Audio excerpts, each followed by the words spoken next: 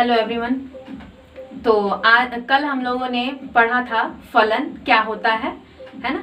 1.2 का फलन क्या होते हैं, कैसे हम लोगों ने समझा था कि किस प्रकार के रिलेशन को, संबंध को हम फलन कहेंगे, क्या कंडीशन थे उसके। आज हम लोग फलन के प्रकार पढ़ेंगे। ठीक है, तो चलिए स्टार्ट करते हैं फलन के प्रकार, यानी फलन हमारे कितने टाइप्स के होते हैं। फलन के प्रकार, टाइप्स ऑफ फंक्शन।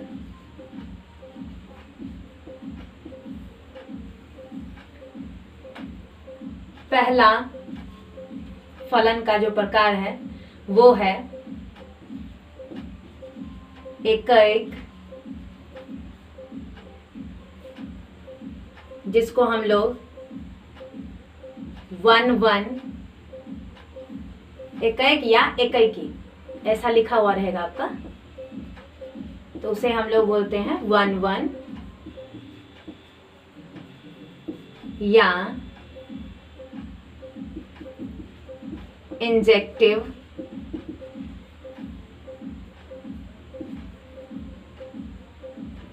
फलन। 1 या इंजेक्टिव। ठीक है, दूसरा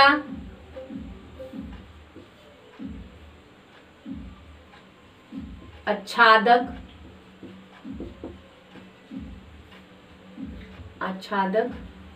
या आच्छादी लिखा हुआ रहेगा।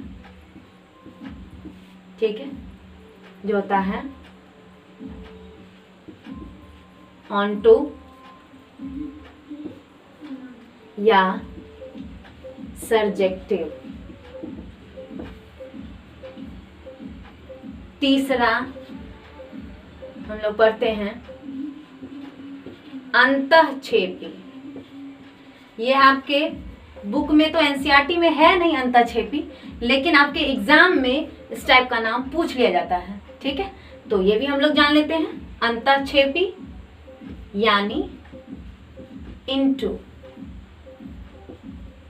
और फिर मेन तो यही है तीनों, लेकिन हम इसमें जो है कुछ कुछ ऐड करके नया टाइप्स बना लेते हैं। ठीक है, तो एकैकी, एकैक या एकैकी जिसको हम लोग 1 या इंजेक्टिव कहते हैं, आच्छादक या आच्छादी जिसको हम लोग ऑनटू या सर्जेक्टिव कहते हैं, और फिर अंतःक्षेपी जिसको हम लोग इनटू बोलते हैं।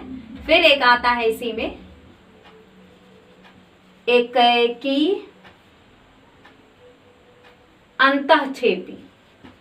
इस दोनों को मिलाने के बाद एक फंक्शन बनता है अंतःक्षेपी, एकैकी अंतःक्षेपी। हाँ, जिसको हम लोग 1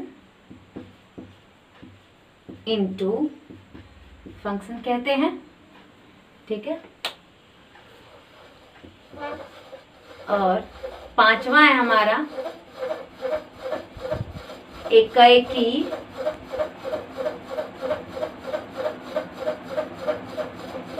आच्छादक, जिसको हम लोग 1 ऑनटू या बाइजेक्टिव भी कहते हैं। ठीक है, तो ये आपके 5 जो है मेन मैंने बता दिया कि ये फलन है। अब हम एक एक करके सारे फलन का डेफिनेशन देखेंगे, परिभाषा देखेंगे कि क्या होता है और किस प्रकार के फलन कैसे लिखा हुआ रहेगा। तो हम उसको ये एकैकी बोलेंगे, आच्छादक बोलेंगे, अंतःक्षेपी बोलेंगे, एकैकी अंतःक्षेपी बोलेंगे और एकैकी आच्छादक बोलेंगे। ठीक है, एक और आता है इसी का सब टाइप है, वो भी देख लेते हैं। बहु एक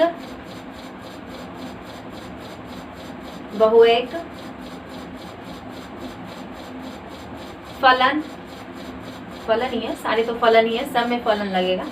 तो बहुएक जिसको हम लोग बोलते हैं मेनी वन फंक्शन। ठीक है, तो ये सारे आप टाइप्स पहले लिख लीजिए, फिर उसके बाद हम लोग आगे बढ़ेंगे। ठीक है, चलिए तो पहले हम लोग एकैकी के बारे में जानेंगे कि किस फलन को हम लोग एकैकी बोलेंगे।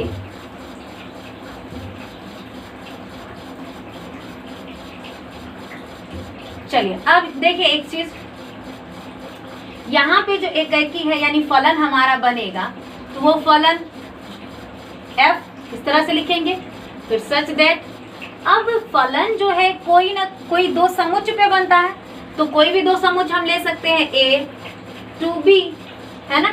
तो अब देखते हैं कि ये फलन जो बनेगा a to b पे, ऐसा क्या कंडीशन रहेगा कि इस बने हुए फलन को हम लोग एकैकी बोल देंगे।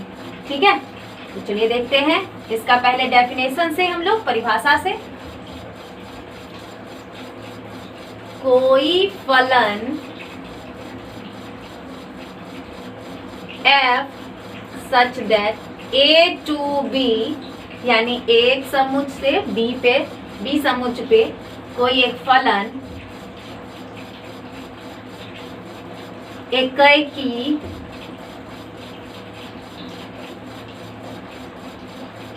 फलन तब कहलाएगा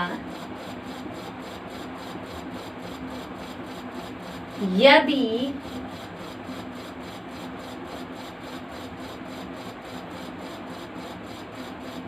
f के अंतर्गत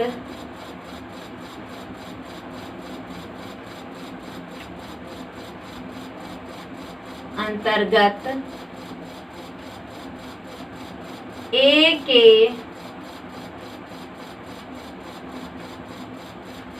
सारे अवयव का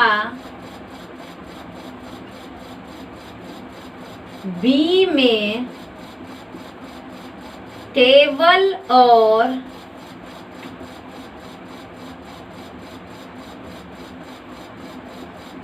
केवल एक प्रतिबिंब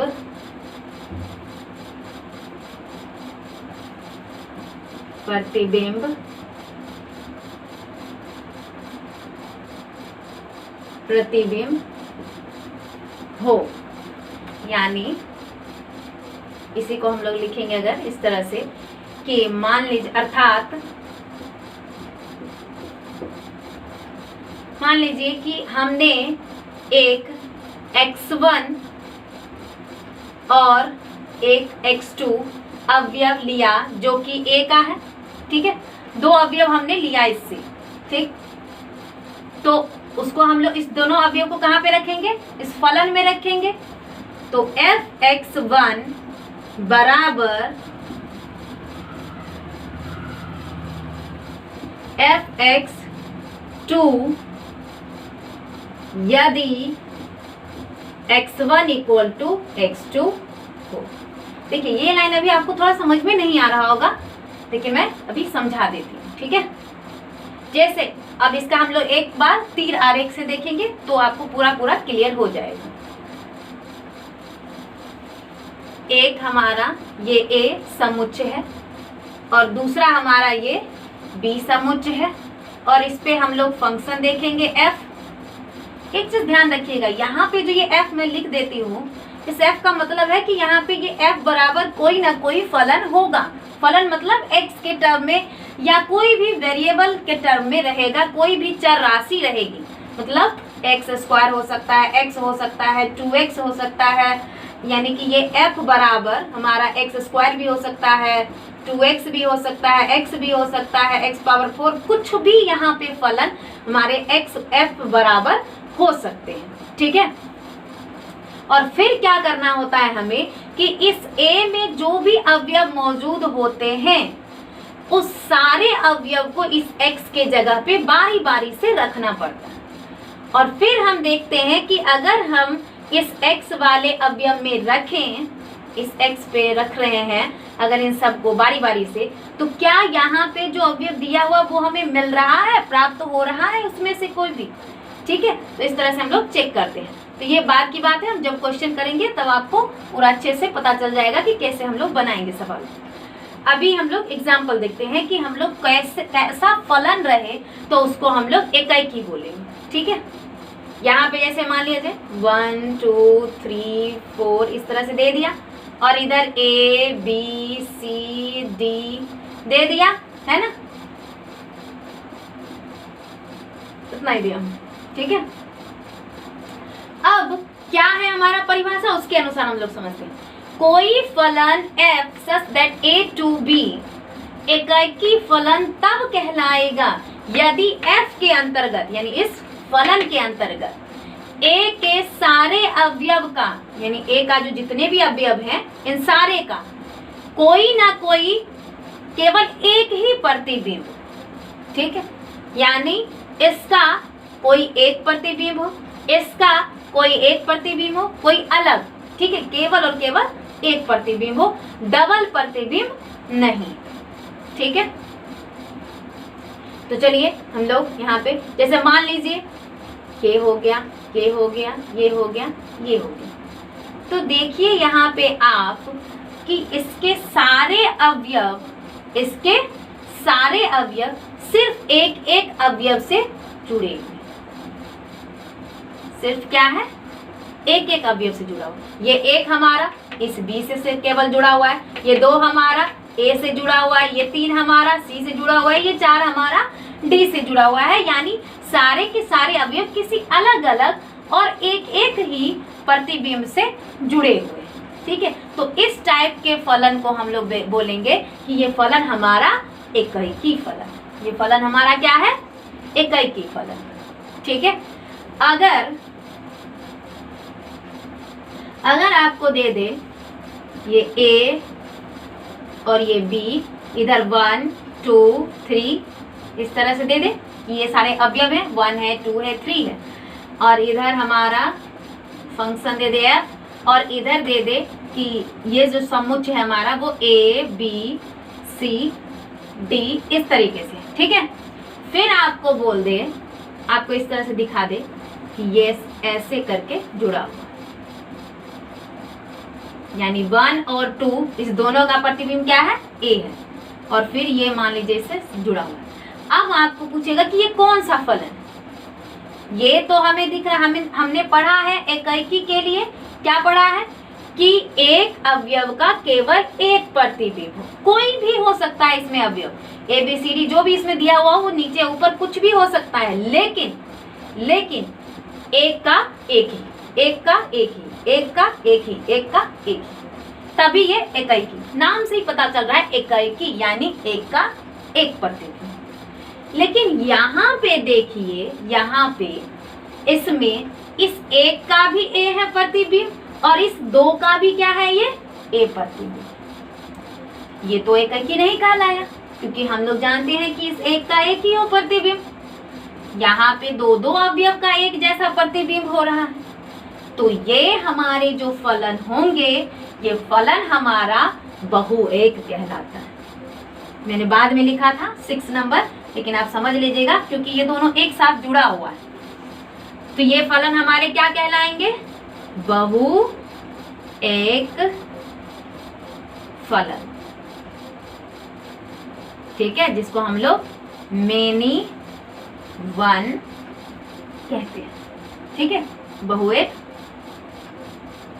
फलन कहलाएंगे, क्योंकि इसमें देखिए बहु मतलब क्या होता है, ज्यादा, एक मतलब क्या होता है, एक, यानी इस ज्यादा, एक से तो ज्यादा हो गया, ये 2 अवयव हो गए, तो ये ज्यादा अवयव हो गया, इस 2 अवयव का एक हमें प्रतिबिंब मिल रहा है, यानी बहु और एक, ज्यादा अवयव का एक प्रतिबिंब मिल रहा है, इसलिए हम इस फलन को कहेंगे बहुएक।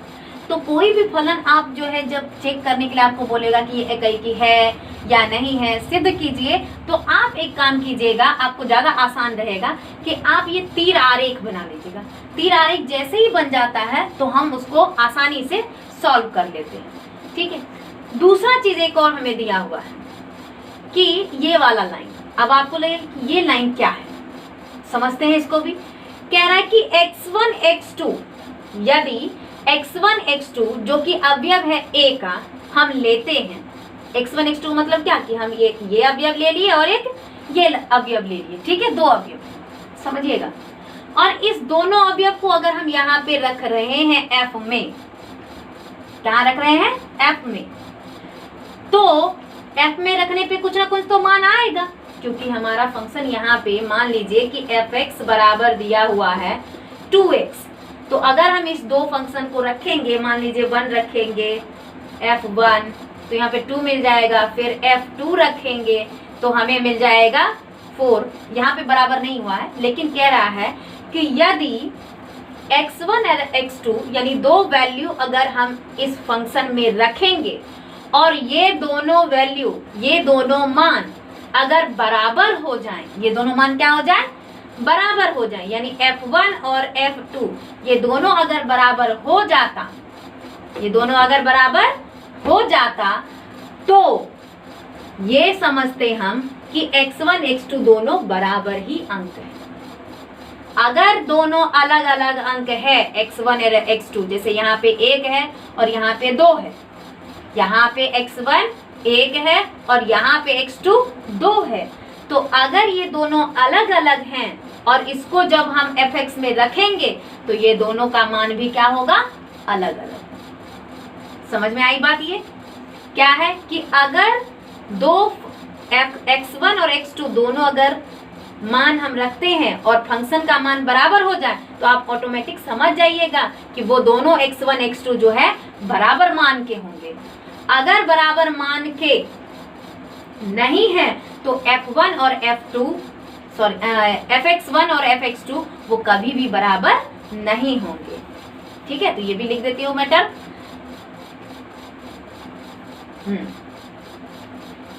ऐसे लिख लो, यदि x1 x2 अवयव है a का तथा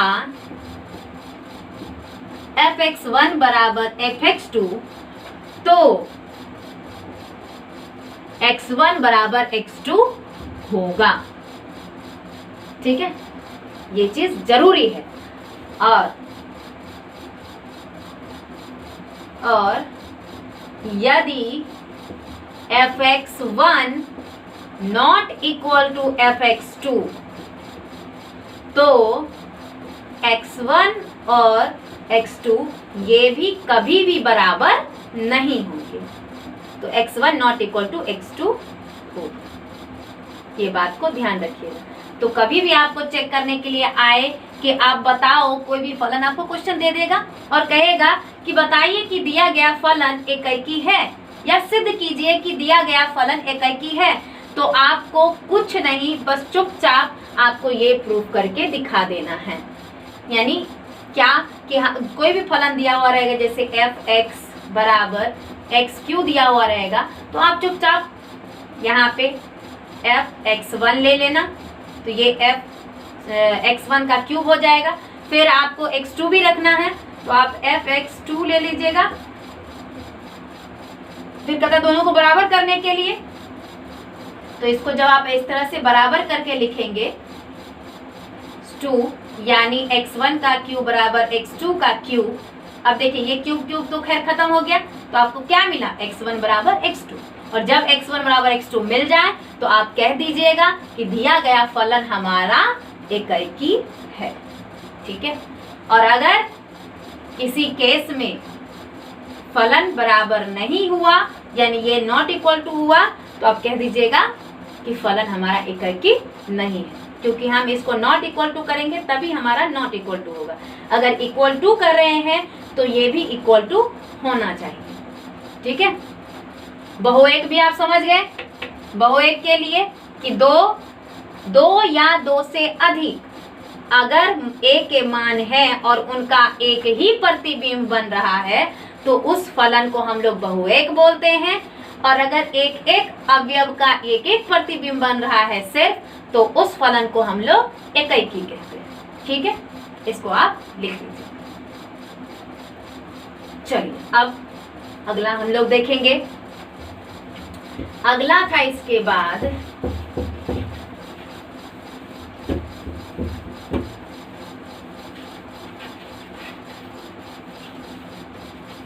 अगला है हमारा दूसरा नंबर, आच्छादक या आच्छादी, जिसको हम लोग ऑनटू या सर्जेक्टिव कहते हैं। ठीक है, अब इसका भी हम लोग परिभाषा देखेंगे। सेम वही, ये भी तो कोई फलन ही है, तो लिखेंगे कोई फलन f such that a to b एक आच्छादी फलन कहलाएगा यदि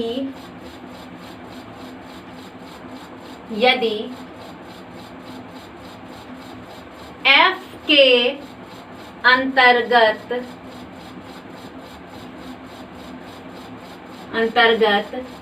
y के b के, इस b के सभी अवयव कॉमा a के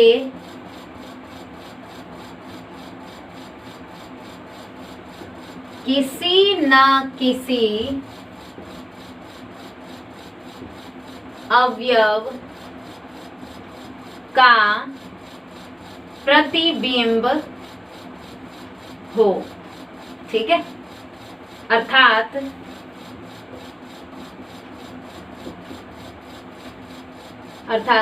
मान लीजिए कि हमारा ये b है जो कि अवयव है इस b का, क्योंकि ये समुच्चय है, समुच्चय में कुछ ना कुछ अवयव होंगे, तो मैंने मान लिया कि b हमारा इस b का अवयव है। ठीक है, अब b के सभी को मतलब b का कोई भी अवयव लें तो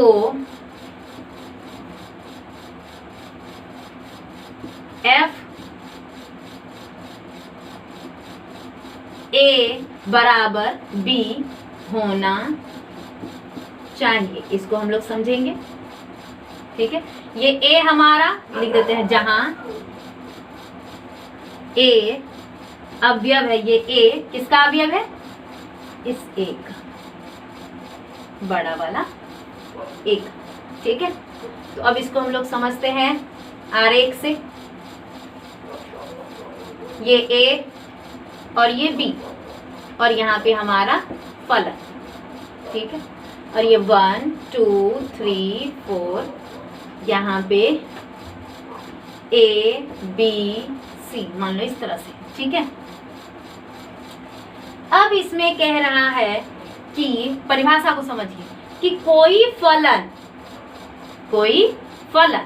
ठीक है, ये a to b, a से b एक आच्छादी फलन कहलाएगा, यानी ये जो फलन है या ये फलन है वो आच्छादी फलन तभी कहलाएगा यदि f के अंतर्गत, यानी इस फलन के अंतर्गत b के सभी अवयव, इस b के सभी अवयव क्या है, a b c है, तो इस b के सभी अवयव।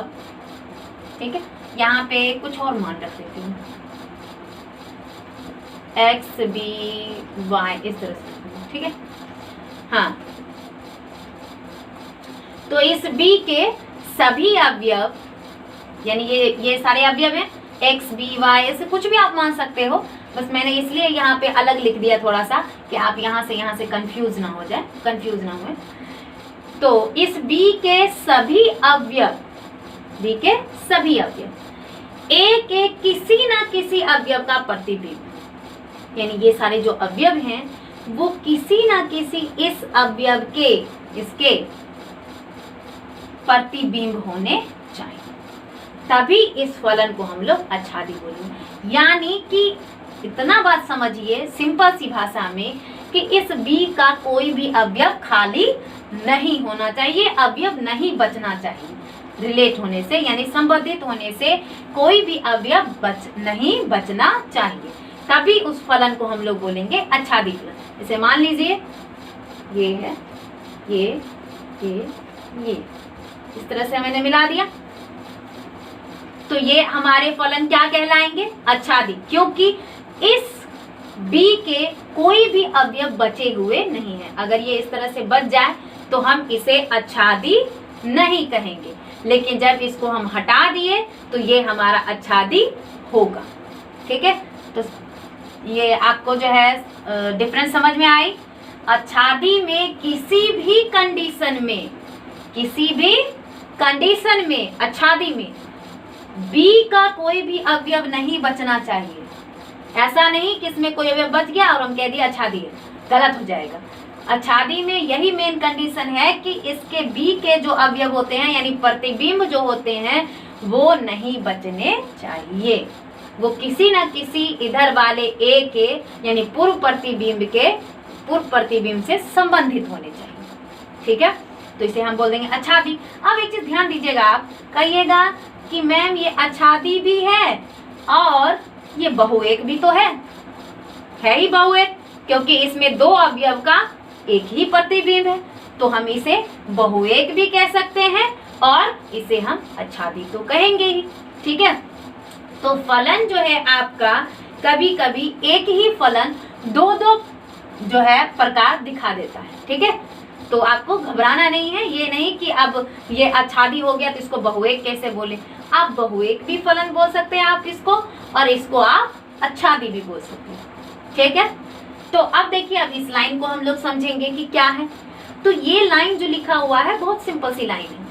क्या है कि B के जो जितने भी अवयव होंगे इस B के अवयव के लिए FA बराबर B होनी चाहिए। FA का मतलब मैंने बता दिया है कि यहाँ से अवयव लेंगे, यानी यहाँ पे हमारा कोई fx होगा। ठीक है, fx यानी कोई फंक्शन होगा, उसमें जब हम इसके मान रखेंगे A का मतलब क्या है कि ये अवयव है, ये सारे A के अवयव हैं, तो A के अवयव क्या क्या है 1 2 3 4 ये सारे हैं। तो जब इन हम सारे को रखेंगे इसमें 1 2 3 4 में, तो हमें B जो है ये B किसका अवयव है? ये B है बड़ी वाली का, और ये A है, ये बड़ी वाले A का है अवयव। तो यानी इस A के अवयव को जब हम फंक्शन में रखेंगे तो हमें इस B के अवयव यानी इस B के अवयव में से कुछ न कुछ प्राप्त होना चाहिए। ठीक है, यही ये लाइन लिखा, तो इसी फलन को हम लोग बोलेंगे आच्छादक फलन। ठीक है, समझ में आ गया होगा, तो आप इसको लिख लीजिए। परिभाषा जानना बहुत जरूरी है, क्योंकि आपको एग्जाम में डायरेक्ट पूछता है और ये कंडीशन तो जरूर ही पूछ लेता है। कभी ये FA बराबर FA बराबर मैंने B लिखा है, कहीं कहीं आपको लिख देगा कि FX बराबर 1, तो आपको बता देना है कि ये कंडीशन हमारा आच्छादक का है। ठीक है, ऑब्जेक्टिव इस पे पूछ लेता है, इस पे ऑब्जेक्टिव। और एक पीछे जो मैंने लिखाया था fx1 बराबर fx2, तो इस पे भी पूछ लेगा ऑब्जेक्टिव कि ये किसका कंडीशन है, किस फलन का। तो आप बता दीजिएगा फटाक से कि ये एकैकी का कंडीशन है। ठीक है, तो ये चीज ध्यान रखेगा आप, ये लाइन को, इस दोनों से एक ना एक ऑब्जेक्टिव निश्चित पूछता है बोर्ड में हर बार। चलिए, तो ये आप लिख लीजिएगा, लिख लीजिए। ठीक, अब आगे देखते हैं हम लोग इनटू। बहुत आसान है, इनटू आप पढ़ लिए हैं पहले भी, बट फिर भी एक बार मैं बता देती हूँ कि इनटू फंक्शन है क्या। तीसरा नंबर में अंतःक्षेपी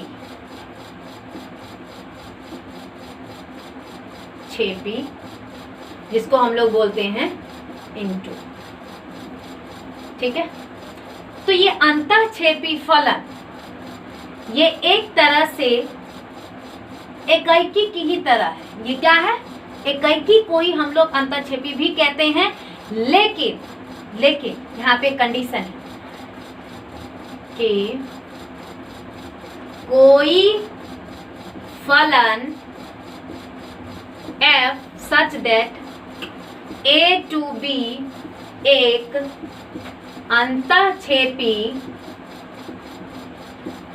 फलन कहलाएगा यदि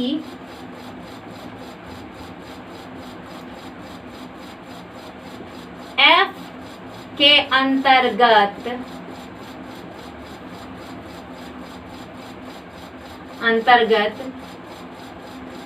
b का b यानी कि प्रतिबिंब, b यानी प्रतिबिंब है, b का कोई ना कोई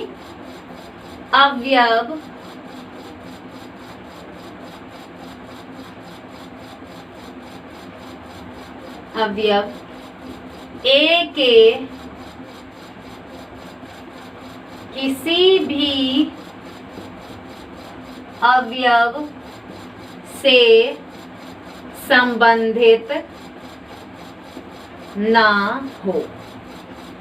चलिए अब इसको देखते हैं हम लोग कैसे। ये A है हमारा और ये B है, इस पे फलन है F 1 2 3 4, ठीक है। यहाँ पे A B C D E इस तरह से है, ठीक है। अब यहाँ पे हमारा अवयव जुड़ा हुआ है इस तरीके से, मान लीजिए। लेकिन इसमें देखिए एक चीज कि ये सारे अवयव इधर जुड़े हुए हैं, लेकिन एक अवयव यहाँ पे क्या है, बच गया। यहाँ पे क्या हुआ, एक अवयव बच गया। तो यही इसी फलन को हम लोग क्या बोलेंगे, अंतःक्षेपी। इसका परिभाषा में क्या है कि कोई फलन f such that a to b एक अंतःक्षेपी फलन कहलाएगा यदि f के अंतर्गत, यानी इस फंक्शन के अंतर्गत, फंक्शन अंतर्गत मतलब क्या कि इस फंक्शन में जब हम a का मान रखें के अंतर्गत b यानी ये प्रतिबिंब का कोई ना कोई अवयव, कोई ना कोई मतलब कोई एक ही नहीं, कोई भी कितने भी अवयव बच सकते हैं। तो कोई ना कोई अवयव A के किसी भी अवयव से संबंधित ना, यानी ये D जो है किसी भी अवयव से संबंधित है नहीं है, तो इस तरह के फंक्शन को हम लोग कहते हैं अंतःक्षेपी फलन। इस तरह के फंक्शन को क्या कहते हैं हम लोग, अंतःक्षेपी फलन कहते हैं, ठीक है, अंतःक्षेपी। अब यहाँ ध्यान दीजिएगा कि इसी अंतःक्षेपी को हम लोग एकैकी अंतःक्षेपी भी कह सकते हैं, एकैकी अंतःक्षेपी भी कहते हैं। देखिए कैसे, एकैकी का मतलब क्या हुआ कि एक अवयव एक से, एक अवयव एक से, एक अवयव एक से, एक अवयव एक से, तो एक से ही जुड़ा हुआ है, तो यानी ये एकैकी है। लेकिन इसमें एक अवयव बचा हुआ भी है, तो इसका मतलब ये अंतःक्षेपी का भी कंडीशन कह रहा है पूरा। तो हम इस टाइप के फलन को क्या बोलेंगे, एकैकी अंतःक्षेपी भी कह सकते हैं और डायरेक्ट अंतःक्षेपी भी कह सकते हैं क्योंकि बचा हुआ है, ठीक है। तो अब आपको कहीं पे भी इस तरह का फलन दे दे या कह दे कि जैसे आपको क्वेश्चन दे देगा, क्वेश्चन भी देख लीजिए, क्वेश्चन दे देगा कि फलन f बराबर 1, b 2, a 3, c और इसी में दे देगा 4, e इतना समुच्च a बराबर 1, 2, 3, 4 तथा b बराबर a b c d e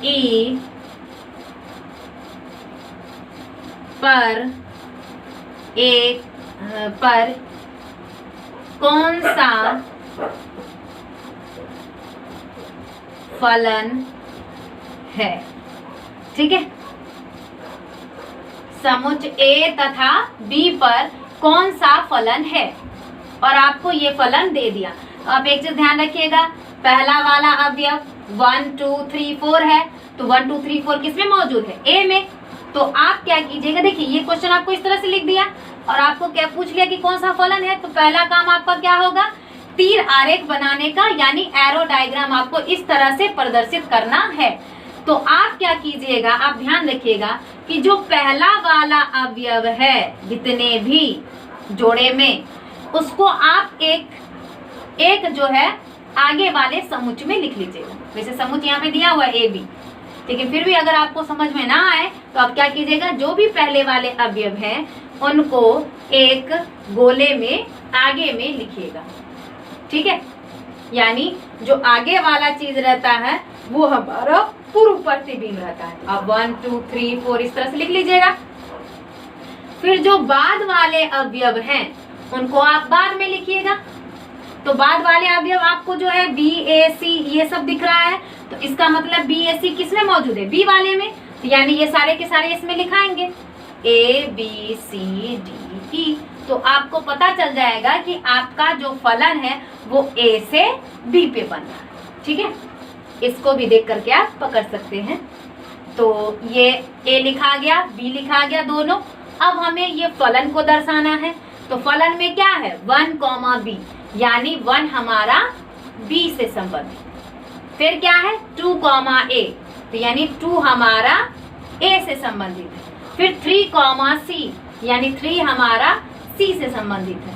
फिर है 4, ई, यानी 4 हमारा ई से संबंधित। तो बताइए ये कौन से फलन हैं, आपको ये खुद ब खुद समझ में आ रहा होगा।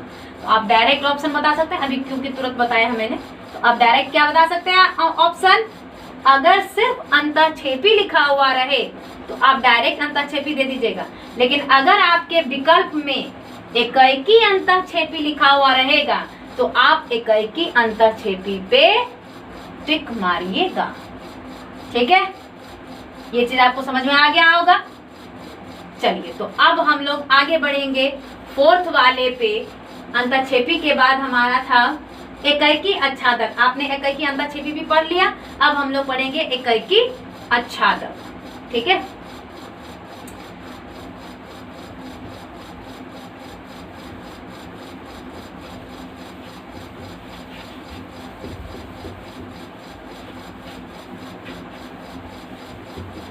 चलिए, तो अब हमारा है एकाएकी आच्छादक। इसको हम लोग 1:1 या बाइजेक्टिव कहते हैं। ठीक है, एकाएकी आच्छादी लिख लीजिए। बाइजेक्टिव जिसको हम लोग बोलते हैं उसके बारे में देखते हैं। तो यहाँ पे कोई फलन f such that a to b एक एकाएकी आच्छादी फलन कहलाएगा यदि दिया गया फलन